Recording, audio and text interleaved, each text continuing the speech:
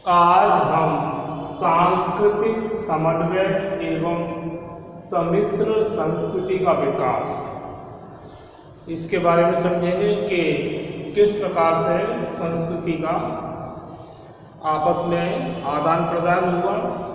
हिंदू मुस्लिम एक दूसरे की संस्कृति को इन्होंने प्रभावित किया। भारत में जब तुर्कों का आगमन हुआ, अरबों और तुर्कों का, तो उन्होंने भारतीय संस्कृति पे भी प्रभाव डाला और हिंदू संस्कृति ने भी तुर्कों की संस्कृति को यानी इस्लाम धर्म के मानने वालों को भी प्रभावित किया। क्योंकि एक लंबे समय तक भारत में मुस्लिम शासन रहा। सल्तनत काल और मुगल काल काफ़ी लंबे समय तक था, जिसके कारण बहुत सारी परंपराएं जो थीं तो मुसलमानों में थी वो हिंदुओं में भी समाहित हो गई और हिंदुओं की बहुत सी जो संस्कृति और कला जो थे प्रथाएं वो मुसलमानों में भी दिखाई दे पड़ती हैं। एक अन्य कारण भी माना जा सकता है कि बहुत सारे हिंदुओं ने या तो शक्ति के दबाव में आकर तलवार के बल पर अपना धर्म तो छोड़ दिया, लेकिन बहुत सी परंपराओं को वो नहीं छोड़ पाए और उन्होंने ज्यों का त्यों उसको पालन करते रहे। इससे जो वर्तमान में मुस्लिम दिखाई देते हैं उनमें बहुत सारी जो संस्कृति है वो हिंदू की संस्कृति से मिलती जुलती है। उन्होंने धर्म तो परिवर्तन किया पर वो संस्कार और जो गुण थे और जो उनकी संस्कृति में थे हिंदू संस्कृति में वो उनको नहीं छोड़ पाए और आज भी अवशेष रूप में ये देखने को मिलता है। इसके अतिरिक्त बहुत सारे विद्वान और विचारकों का प्रभाव भी इसमें महत्वपूर्ण योगदान इनका माना जा सकता है। तो किस प्रकार से हिंदू संस्कृति और मुस्लिम संस्कृति ने एक दूसरे पर प्रभाव डाला उसका कुछ उदाहरण हम देखते हैं कि जैसे मुगल काल में अकबर के शासनकाल के दौरान अकबर ने धार्मिक कर हटा दिए, धार्मिक यात्रा कर को भी हटा दिया था, जजिया कर भी हटाया और उसने हिंदू धर्म के विभिन्न तीज त्योहारों में स्वयं भाग लेने लगा था और उसने खुली छूट दे दी थी कि हिंदुओं का किसी प्रकार का प्रतिबंध नहीं है, वो अपने त्योहारों को स्वतंत्र रूप से मना सकते हैं। तो इससे एक जब राजा इस तरह का व्यवहार अपनाता है तो फिर उससे उसके जो अनुयायी हैं वो भी उसको फॉलो करते हैं। इससे धार्मिक उदारता का वातावरण तैयार हुआ और हिंदू मुस्लिम एक दूसरे के निकट आए। उनकी बहुत सारी जो बातें थी वो उन्होंने अपनाई और आदान प्रदान की। तो वो कौन कौन से बिंदु थे जिसके अंतर्गत ये देखने को मिलता है कि इनकी संस्कृति एक दूसरे में ट्रांसफर हुई। तो पृष्ठभूमि के रूप में देखें कि भारत विजय के बाद अरबों और तुर्कों ने लूटमार के पश्चात धर्म और संस्कृति को भी स्थापित करने का प्रयास किया। पहले की पद्धति ये रही लूटमार की कि धन लूटो, मंदिरों पर आक्रमण करो, मूर्तियों को नष्ट करो और वहाँ से जो विशाल जो सोना और जो अन्य कीमती धातुएं हैं उनको इकट्ठा करो और अपने साथ ऊँट पर लाद कर ले जाओ। लेकिन धीरे धीरे जब ये देखा गया कि गुलाम वंश की जब शुरुआत होती है, मोहम्मद गौरी कुतुबुद्दीन ऐबक को अपना प्रतिनिधित्व कर देता है भारत का जो सुल्तान, तो वहाँ से धीरे धीरे संस्कृति का आदान प्रदान भी शुरू हो जाता है। क्योंकि सुल्तानों ने यह भी देखा कि भारत में बहुसंख्यक हिंदू निवास करते हैं, तो पूर्ण रूप से उन पर प्रतिबंध लगाना, उनका दमन करना, उनका धार्मिक परिवर्तन कराना संभव नहीं है। इसीलिए उन्होंने अपने अंदर भी कुछ बदलाव किए ताकि जो उनकी हिंदू प्रजा है वो उनके विरोधी न हो जाए और जिससे शासन संचालन में भी परेशानी उत्पन्न हो सकती है। तो इस्लाम और हिंदू संस्कृति का परस्पर प्रभाव, इसमें विद्वान हुए टाइटस, विद्वान हुए, उन्होंने हिंदू और मुस्लिम संस्कृति को देखते हुए एक लेख लिखा है। और लिखा क्या है उन्होंने, ये देखते हैं कि सब कुछ कहने के उपरांत इन बातों में संदेह नहीं रह जाता कि इस्लाम ने हिंदुत्व पर जितना प्रभाव डाला उससे कहीं अधिक परिवर्तन हिंदुओं ने इस्लाम में कर दिया। इससे स्पष्ट है कि दोनों संस्कृति ने एक दूसरे को प्रभावित किया। अभी भी मुस्लिम जो देश है, ऐसे इंडोनेशिया, वहाँ की मुद्रा पर भी हिंदू देवी देवताओं के चित्र छपते हुए देखने को मिलते हैं। गणेश जी का चित्र आज भी छपता है। तो ये क्या है, कल्चर, एक संस्कृति का आदान प्रदान है। मतलब उस समय दबाव में आकर लोगों ने अपने धर्म परिवर्तन जरूर किया, पर विचारों का परिवर्तन नहीं हो पाया, और वो विचार आज भी विद्यमान हैं। और यही एक तरह से एक लचीलापन संस्कृति में दिखाई देता है। तो टाइटस ने लिखा कि सब कुछ कहने के उपरांत इस बात में संदेह नहीं रह जाता कि इस्लाम ने हिंदुत्व पर जितना प्रभाव डाला उससे कहीं अधिक परिवर्तन हिंदुत्व ने इस्लाम में कर दिया। इससे स्पष्ट है कि दोनों संस्कृति ने एक दूसरे को प्रभावित किया। राजनीतिक क्षेत्र में, अब राजनीतिक क्षेत्र में प्रभाव देखेंगे। इस्लाम सादगी पर जोर देता है, किंतु तुर्क शासकों ने हिंदुओं की देखा देखी तड़क भड़क जीवन को अपनाया और राजत्व में देवत्व का सिद्धांत इस्लामी आदर्श के प्रतिकूल था। तुर्कों ने इस आदर्श को भी ग्रहण किया। मुगलों ने जिस प्रकार की शासन व्यवस्था को संगठित किया, उससे देश में राजनीतिक एकता का बीजारोपण भी हुआ। तो अकबर, जहांगीर और शाहजहां, इनके शासनकाल में राजनीतिक व्यवस्था एक तरह से बहुत ही सामंजस्यपूर्ण रही। उन्होंने राजपूत शक्ति को विशेष महत्व दिया और मुगलों का मानना था कि राजपूतों के सहयोग के बिना भारत में लंबे समय तक शासन करना संभव नहीं है। और इसीलिए उन्होंने उत्तर भारत में राजपूतों को अपनी सेना का एक प्रमुख अंग बना के रखा। उनके राजपूत नीति और वैवाहिक संबंध मुगलों की इसी नीति का एक उदाहरण है, जिससे उन्हें राजनीतिक क्षेत्र में व्यापक लाभ हुआ और लंबे समय तक वह यहाँ शासन कर सके। लेकिन औरंगजेब के काल में जब इस नीति में धीरे धीरे काफ़ी बदलाव आ जाता है, तो मुगल सत्ता जो है वो पतन के कगार की ओर बढ़ जाती है। और औरंगजेब के बाद जितने भी सम्राट हुए, वो अकबर की नीति को नहीं समझ पाए कि किस प्रकार से राज्य को इस्टेब्लिश किया जाता है। तो राजनीतिक क्षेत्र में उदारता की नीति मुगलों और सुल्तानों में जो देखने को मिलती है, वो हिंदू धर्म से ही प्रभावित थी। इसके बाद सामाजिक क्षेत्र में देखें तो हिंदुओं ने मुसलमानों के सामाजिक संगठन के जनवादी सिद्धांत को अपना लिया था। सूफियों के उदारवादी दृष्टिकोण के कारण हिंदू समाज की निम्न जातियों की स्थिति में अंतर आया और तुर्कों के आने से पूर्व इन निम्न जातियों की शोचनीय दशा थी, जिसके कारण हिंदुओं ने अब धार्मिक जो सिद्धांत थे या नियम थे उनको उदार बनाया।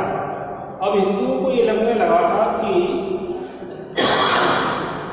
कि यदि नियमों में लचीलापन नहीं लाया जाएगा तो क्या इससे हिंदू धीरे धीरे दूसरे धर्म के प्रति आकर्षित होंगे और हिंदुओं से मुसलमान बनने की जो गति है वो तीव्र हो जाएगी।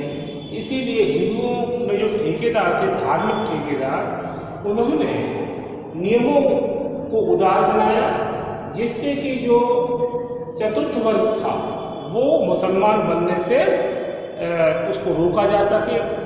क्योंकि पहले ये नियम था कि जो निम्न वर्ग है उसे ना तो पठन पाठन करने का अधिकार, ना मंदिर में प्रवेश करने का अधिकार और उन पर सामाजिक अत्याचार। तो इससे बचने के लिए बहुत सारे हिंदू जो निम्न वर्ग या चतुर्थ वर्ग का था, उन्होंने इन समस्याओं से निपटारा पाने के लिए अपना धर्म छोड़ना ही उचित समझा। और सम्राटों के द्वारा जब ये नियम बना दिया गया कि धर्म परिवर्तन करने पर उन्हें पर्याप्त सुविधाएं दी जाएंगी, उनका देखभाल होगी, तो फिर इस प्रकार के आर्थिक लोभ में भी आकर बहुत संख्यक हिंदुओं ने अपना धर्म छोड़ना प्रारंभ कर दिया था। तो और कुछ प्रभावित थे, कुछ वैसे ही सूफी संतों से प्रभावित हुए, और जैसे कबीर इसका उदाहरण है। तो इस प्रकार से सामाजिक क्षेत्र में आपसी सामंजस्यता तो दिखाई देती है, लेकिन कुछ यहाँ पर राजनीतिक दबाव भी बना हुआ था। जैसे पर्दा प्रथा हम देखें तो ये मुसलमानों से हिंदुओं में आई, क्योंकि मुस्लिम महिलाएं अधिकतर पूरे वस्त्र में अपने शरीर को ढके रहती है, और राजपूत कन्याओं या हिंदू धर्म की कन्याओं का अपहरण कर लिया जाता अल्पायु में। तो माता पिताओं ने इस बात की चिंता होने लगी कि कन्याओं का या तो अल्प आयु में विवाह कर दिया जाए या उनको पर्दे में रखा जाए, जिससे कि कोई देख न सके। तो ये भी एक प्रभाव पर्दा प्रथा जो मुसलमानों में थी वो हिंदुओं में ट्रांसफर हो जाती है। और बहुत सारी नीतियाँ जैसे बाल विवाह मुसलमानों में भी थे तो हिंदुओं में भी होने लगे। तो इस प्रकार के सामाजिक क्षेत्र में आदान प्रदान और बहुत सारे आभूषण कला, वस्त्र, विभिन्न प्रकार के वस्त्रों में भी ऐसा देखने को मिल रहा है कि जो मुस्लिम महिलाएं जैसे कुर्ता पजामा ये मुस्लिम धारण करते थे, हिंदुओं ने भी उसको अपनाया। खान पान बहुत सारे ऐसे व्यंजन जो पहले नहीं जानते थे हिंदू, लेकिन बाद में मुस्लिमों का प्रभाव आकर उन्होंने उनको भी अपना भोजन का अंग बना लिया। तो इस प्रकार खान पान, रहन सहन, वेशभूषा और बहुत सारी चीज़ें ऐसी हैं जो सामाजिक क्षेत्र के अंतर्गत आती हैं, जिसे एक हिंदू और मुसलमानों ने एक दूसरे को साझा किया। आर्थिक क्षेत्र में देखें तो आर्थिक क्षेत्र में व्यापार और वाणिज्य का इसमें काफ़ी उन्नति देखने को मिलती है। और बहुत सारे जो ड्राई फ्रूट्स हैं वो मध्य एशिया से आते थे, मिडिल ईस्ट, और यहाँ से बहुत सारे मसाले और कच्चा पदार्थ या बंदरगाहों के द्वारा या स्थल मार्ग से भी जाने लगा। और नई नई पद्धतियाँ जो पूर्व मुस्लिमों ने भारतीयों को भी सिखाई और भारतीयों से भी उन्होंने व्यापार कला का ज्ञान प्राप्त किया। इसके बाद कला एवं साहित्य क्षेत्र में हम देखें तो हिंदू मुस्लिम कला के मिश्रण से नई कलाओं का विकास हुआ, जिसे इंडो सार्वजनिक हिंदू मुस्लिम कला के नाम से जाना जाता है। इसमें स्थापत्य कला में अधिकतर मुस्लिम सुल्तान और मुगलों ने मंदिरों के ही ढांचे, मंदिरों को गिराकर उसी के मलबे से ही मस्जिदों का निर्माण करवाया। और स्थापत्य कला में जो मंदिरों में चित्रकला और जो दीवारों की मूर्तियाँ उत्कीर्ण की जाती थी, उसको भी मुगलों ने अपनी स्थापत्य कला में जगह दी। चित्रकला में देखें तो राजपूत चित्रकला शैली की बहुत सी बातों को मुगल शैली में भी देखने को मिलता है। और संगीत के क्षेत्र में देखें तो वीणा का आविष्कार